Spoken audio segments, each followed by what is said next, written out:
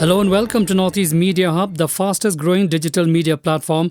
I am Adalbert Dakhar with the latest Hub news. Be informed, be alert. Here is an important public announcement. Walk into any vaccination site on vaccination day and get vaccinated. No prior registration on CoWIN is required for vaccination. Don't forget to carry a valid ID card for registration during vaccination. For further details, updates, visit nhmmeghalaya.nic.in or call toll-free headline 14410, issued in public interest by National Health Mission, Government of Meghalaya.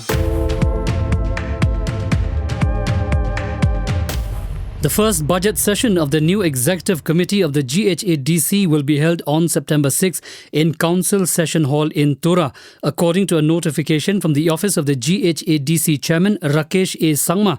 The second session of the District Council is being re-summoned on September 6. The session was to start in July but got postponed due to high COVID cases in Tura and the District Council, with officers and staff and even Chairman Sangma and Chief Executive Member Benedict R. Marak getting infected with COVID, leading to quarantine and isolation. The Garo Students' Union Western Zone has written to Chief Minister Conrad K. Sangma seeking the setting up of a college in Dadengre Civil Subdivision in West Garo Hills, while also asking for the upgradation of a school in the area. In a memo to the CM, the NGO asked for the setting up of a college with commerce, science and art streams so that higher education becomes more local for the people of the area. Further, they asked for the upgradation of the Dadengre Puri Government Higher Secondary School with commerce and science streams. The All Meghalaya Karbi Association AMKA has expressed deep concern on the reoccurrence of tensions in Block 2 area of Ribhoi district due to border dispute. It also urged pressure groups of both Meghalaya and Assam not to disturb the peace and tranquility of the area.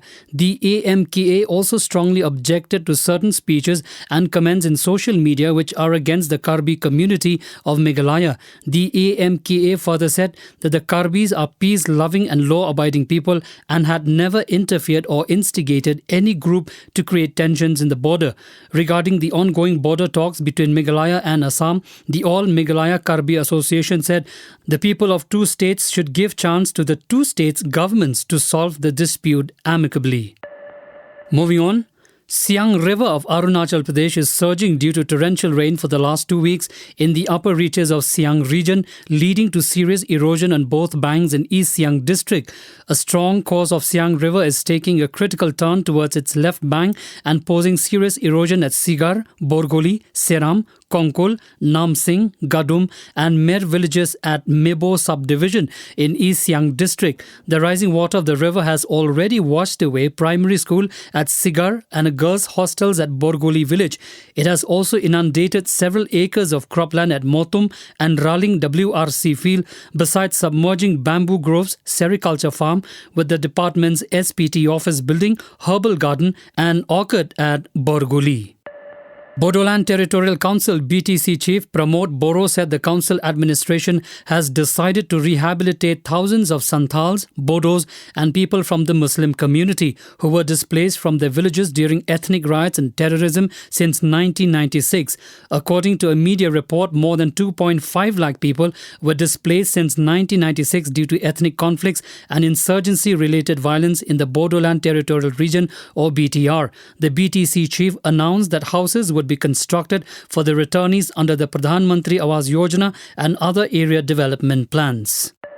The world-famous Kaziranga National Park KNP has been submerged 70% after the water of Brahmaputra River rose over the danger level.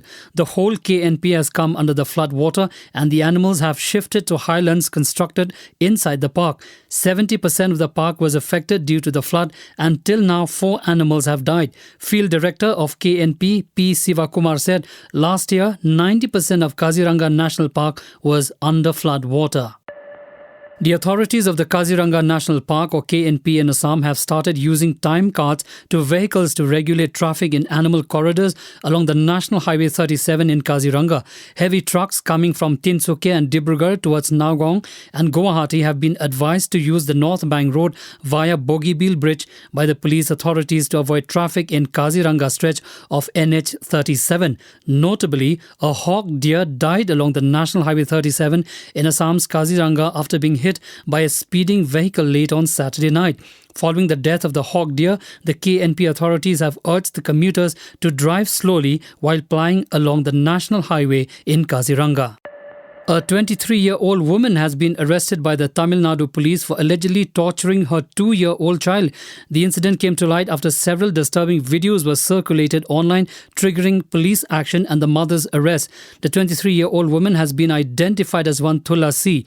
She and the child's father were divorced recently.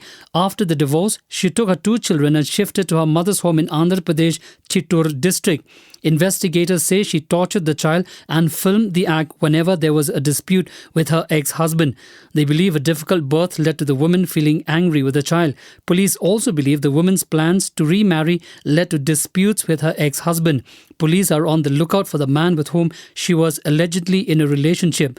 A case of culpable homicide not amounting to murder, causing hurt and abduction has been registered.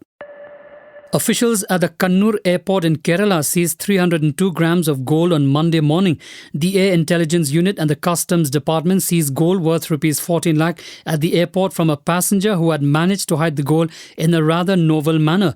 The accused was attempting to smuggle the gold as a paste that was hidden between the layers of the pair of pants that the passengers was wearing. Such bizarre gold smuggling techniques are not new to the country. Recently, in Amritsar, a man who had arrived from Sharjah was arrested at the airport for allegedly trying to smuggle in 1,894 grams of gold paste by hiding it in his underwear. Avani Lekhara has brought laurels to the country by winning gold in women's 10-meter air rifle standing SH1 and India's first medal in shooting at the Tokyo Paralympics on Monday. She won the gold medal with a total score of 249.6 in the final. With this score, she equaled the world record. With this win, the 19-year-old player created history by becoming the first Indian woman to lift a gold medal at the Paralympics. Avani is the 4th Indian athlete to win a Paralympics gold. Thank you for listening to our podcast. For latest news and updates, follow us on www.hubnetwork.in. Download Hub News app in your mobile from Google Play Store and Apple App Store. For promotion and publicity, write to us at info@hubnetwork.in. Thank you. Kublai Shibon. Mithela.